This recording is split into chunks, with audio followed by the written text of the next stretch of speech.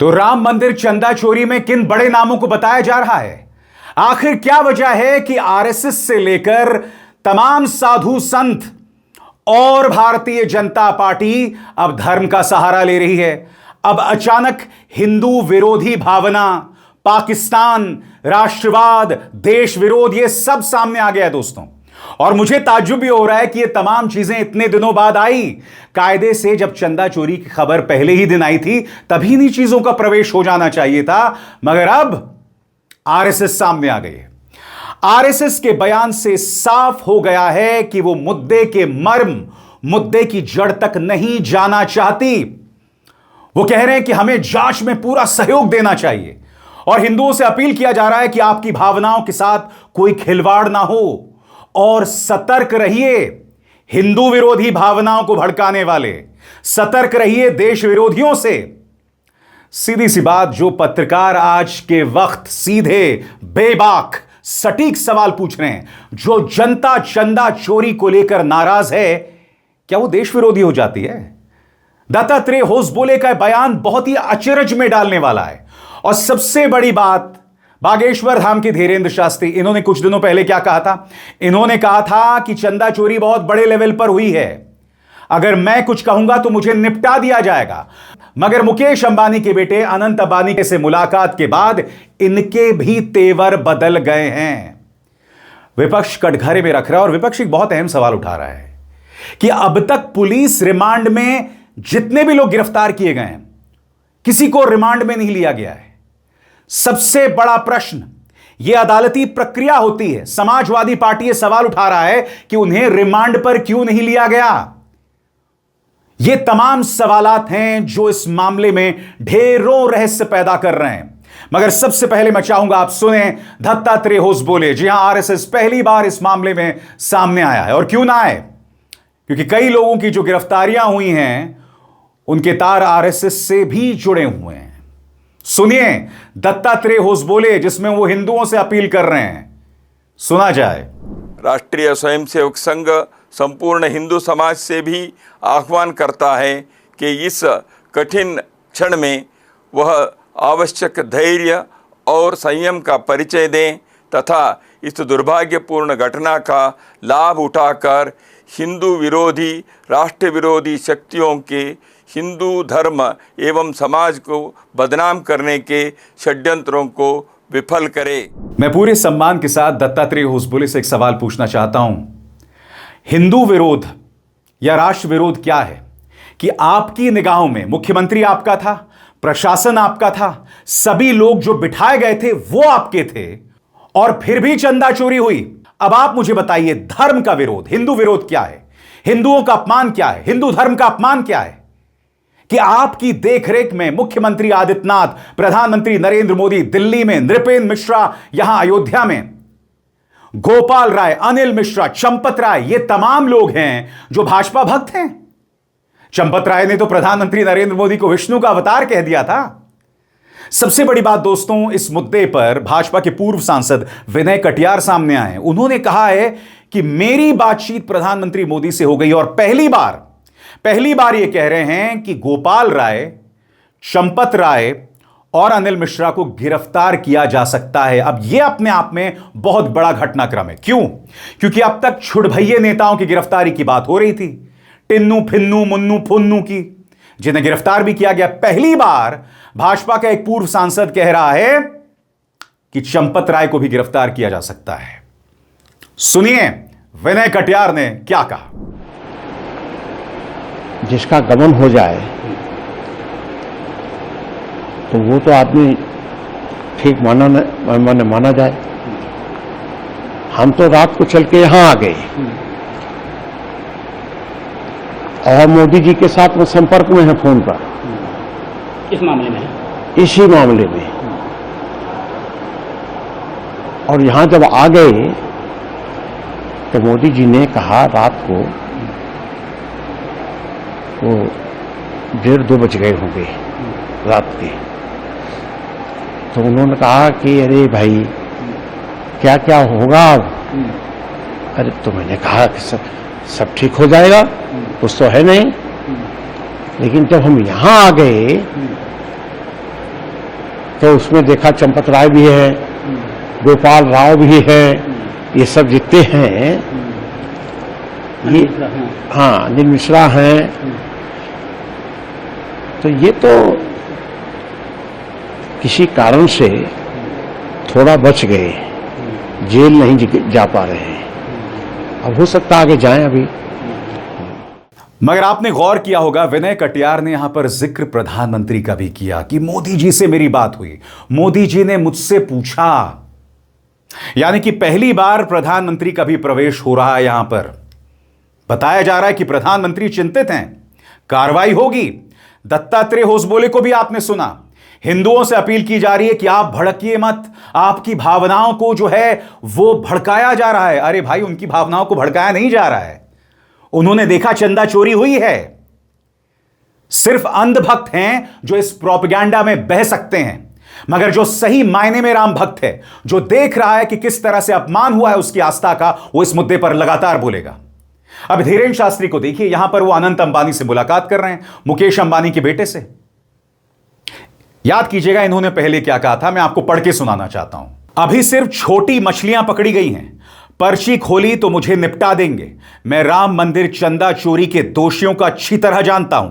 पर्ची खोलकर उन बड़े नामों का खुलासा करूंगा तो वो मुझे निपटा देंगे। यह बात इन्होंने पहले कही थी, मगर अब तेवर पलट गए हैं।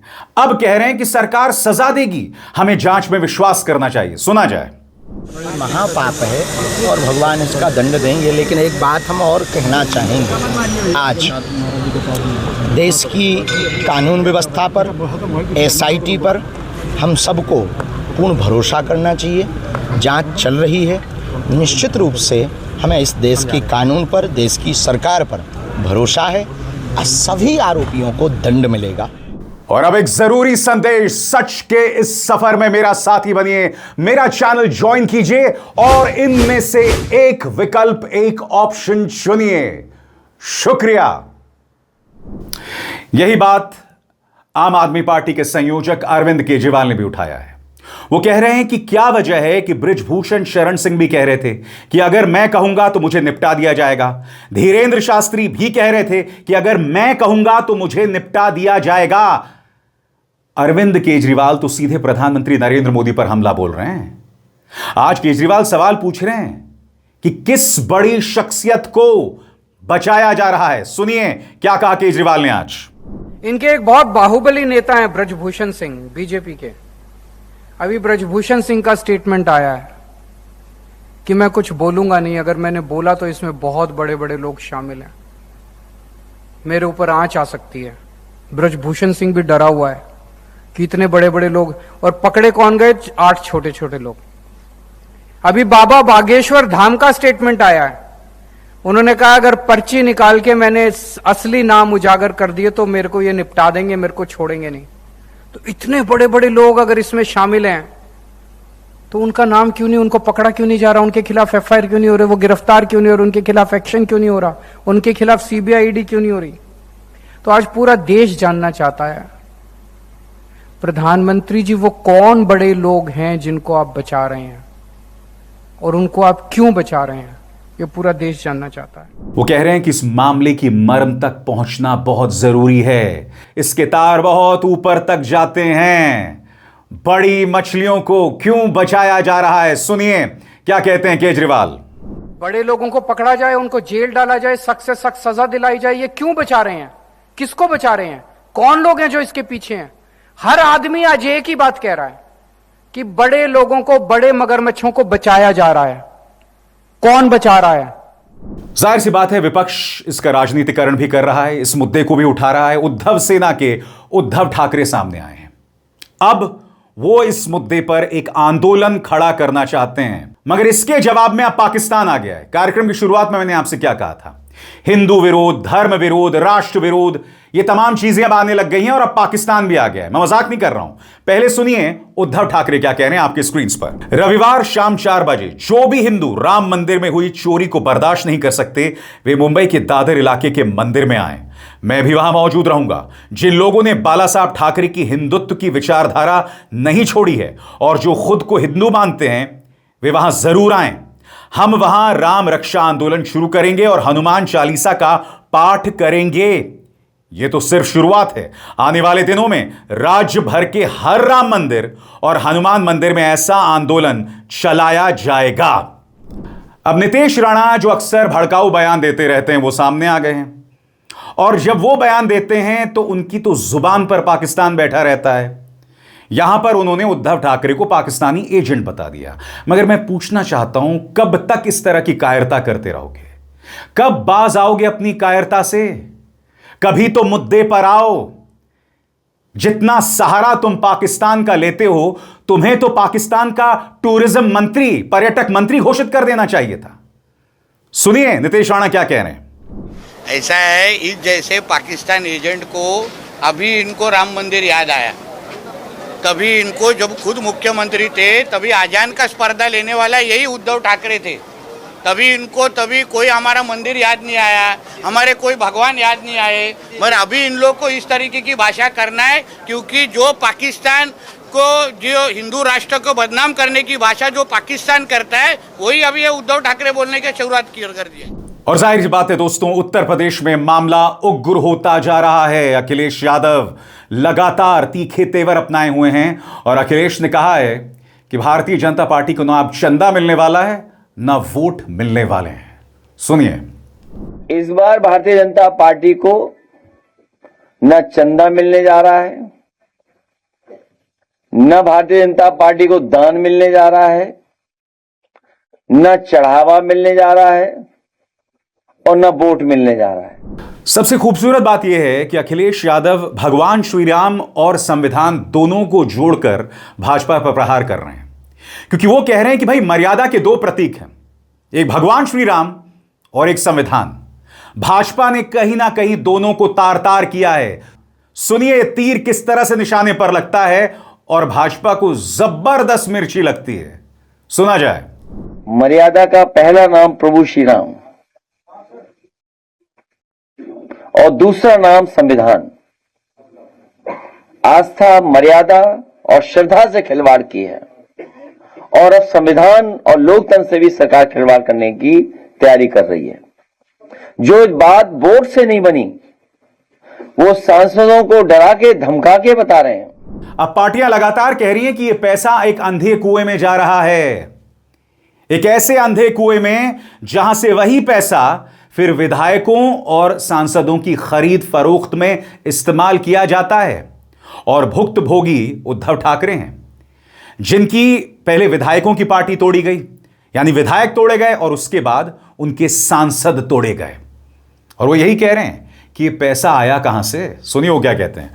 वो कहते हैं यह दुर्भाग्यपूर्ण है कि राम मंदिर अब किसी और वजह से चर्चा में है। सांसदों और विधायकों को तोड़ा जा रहा है और इस पूरी प्रक्रिया को ऑपरेशन कहा जा रहा है। क्या भाजपा ऑपरेशन राम मंदिर चला रही है? चोरी तो हो ही रही है और इसके सबूत भी हैं। कुछ लोग कह रहे हैं कि राम मंदिर से चुराए गए पैसे का इस्तेमाल पार्टियों को तोड़ने के लिए किया जा रहा है। हिंदू अब उन्हें माफ नहीं करेंगे। देखिए विपक्ष जो भी आरोप लगा रहा है, आप जानते हैं आरोप गंभीर हैं और कहीं ना कहीं इसके सबूत भी दिखाई देते हैं। हकीकत यह है कि जब तक जांच एजेंसियां भाजपा के हाथ में हैं, एसआईटी का गठन हो जाएगा, सीबीआई का गठन हो जाएगा, इसमें सीबीआई भी जांच कर लेगी। मगर आप जानते हैं जब तक ये तमाम एजेंसीज भाजपा के हाथ में, कुछ नहीं होने वाला है और कांग्रेस इस बात को महसूस करती है। आलोक शर्मा जो कि कांग्रेस के प्रवक्ता हैं, उन्होंने एक डिबेट में क्या कहा मैं आपको पढ़ के सुनाना चाहता हूं। कहते हैं जैसे राम मंदिर के चंदे में हुई कथित चोरी सामने आई, वैसे ही एक दिन वोट चोरी की सच्चाई भी सामने आएगी। एक दिन नोटबंदी का पूरा कांड भी बेनकाब होगा। एक दिन प्रधानमंत्री केयर्स फंड का पूरा हिसाब भी देश के सामने होगा और उसके बाद न्यूज चैनल्स पर इस मुद्दे पर डिबेट होगी। अफसोस की बात यह 2014 से पहले जो भी भ्रष्टाचार के मामले सामने आते थे ना, मेरे जैसे पत्रकार कांग्रेस को कटघरे में रखते थे। दुख की बात यह है या त्रासदी यह है कि पिछले 12 सालों में वो जितने भी घोटाले थे जो कांग्रेस के समय हुए थे, भारतीय जनता पार्टी किसी कांग्रेसी को सजा नहीं दे पाई है। सिर्फ जांच एजेंसीज के नाम पर तमाशा करती है, राजनीति करती है। अचानक चुनावों से पहले ये जांच एजेंसी सक्रिय हो जाती हैं। कब से बोल रहे हैं रॉबर्ट वाड्रा को जेल भेजेंगे। दामाद कांड का नाम दिया था इन्होंने। हुआ क्या? कुछ नहीं हुआ। ऑपरेशन दामाद और रॉबर्ट वाड्रा चेहरे पर मुस्कान लिए अब भी खुला घूम रहे हैं। यह है भारतीय जनता पार्टी, यह है इनकी हकीकत। कितने अफसोस की बात यह है दोस्तों कि आरएसएस, कायदे से आरएसएस को नसीहत देनी चाहिए थी, या तो आप खामोश रहते ना, मगर यह जो बयान दिया गया है, हिंदू आस्था का जिक्र किया जा रहा है, साफ तौर पर बड़े लोगों को बचाने का प्रयास है और उसके अलावा कुछ नहीं। अभिसार शर्मा को दीजिए इजाजत। नमस्कार।